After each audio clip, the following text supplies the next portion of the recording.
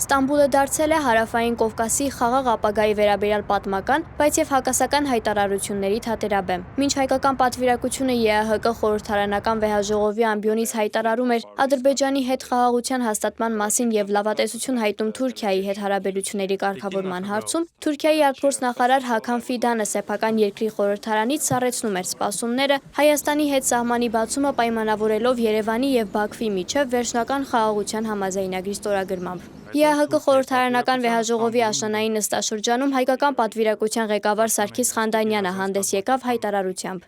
Այսօր այս խորհրդարանական վեհաժողովի պատմության մեջ առաջին անգամ ես պատիվ ունեմ ուրախությամբ հայտարարելու, որ Հայաստանի և Ադրբեջանի միջև խաղաղություն է հաստատվել։ Օգոստոսի 8-ին Վաշինգտոնում ստորագրված պատմական խաղաղության հռչակագիրը ամուր և իրական հանձնառություն է երկու երկրների կողմից առաջ մղելու խաղաղության գործընթացը և վերջապես փակելու հակամարտության էջը։ Այստեղ Թուրքիայում գտնվելով չեմ կարող չարտահայտել իմ լավատեսությունը, որ Հայաստանի և Թուրքիայի միջև հարաբերությունների կարգավորման գործընթացը նույնպես շուտով կբերի դրական արդյունքներ։ Այժմ ընթացող կառուցողական և ակտիվ քաղաքական երկխոսությունը մեզ հույս է տալիս, որ այն շուտով կվերածվի մեր հարաբերությունների ինստիտուցիոնալացման, սահմանների բացման և ավելի լայն համագործակցության։ Նույն հարթակից հայկական պատվիրակության անդամ Արտուր Հովհաննիսյանն էլ ընդգծեց ժողովրդավարական ընտրությունների կարևորությունը որպես խաղաղության հիմք։ Մեզ համար միանշանակ է, որ խաղաղության կարևորագույն հիմքերից են ժողովրդավարական ընտրությունները, որոնց պարագայում հնարավոր է մարդու իրավունքների և միջազգային պարտավորությունների հարգումն ու պահպանումը։ Այստեղ է, որ մենք բախվում ենք ժողովրդավարության վրա հարձակումների, թե ուղիղ,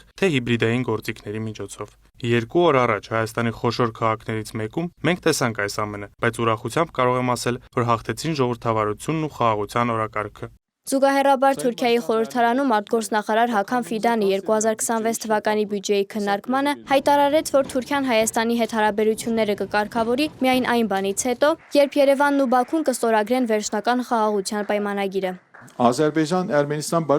Ադրբեջանի հետ վերջնական համաձայնագրի կնքումից հետո Թուրքիան կբացի իր սահմանային դռները Հայաստանի հետ։ Երկու երկրների միջև հարաբերությունների կարգավորումը, սահմանի բացումն ու տնտեսության ակտիվացումը իրենց հայկական կողմի կարևոր հարցեր են։ Մեր հարաբերությունները Հայաստանի հետ հենց այս պահին կարգավորելով Հայաստանի ձեռքից կխլենք Ադրբեջանի հետ խաղաղության պայմանագիր կնքելու համար անհրաժեշտ ամենակարևոր շարժառիթը։ Դրանով հնարավոր է տարածաշրջանում սառեցված պատերազմի առաջ կանգնենք, ինչը չենք ցանկանում։ Թուրք վերլուծաբանի դիտարկմամբ Ֆիդանի հայտարարությունը ոչ թե Անկարայի սեփական դիրքորոշումն է, այլ Բաքվի կողմից գործադրվող ճնշման ուղիղ հետևանք։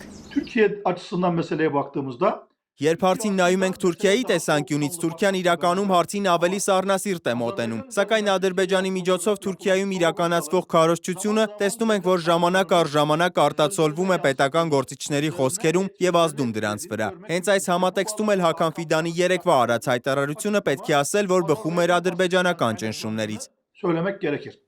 Խաղաղության վերաբերյալ Երևանի հրապարակային ուղերձները չփոխեցին Անկարայի համառ դիրքորոշումը, ըստ որի երկկողմ հարաբերությունների կարգավորումն անհնար է առանց Բաքվի հետ համաձայնության, ինչը շատ վերլուծաբանների համոզմամբ փոխանցումներով խաղի գործնական իրագործում է։ Աննա Հարությունյան, Ռիոբն մեդիա։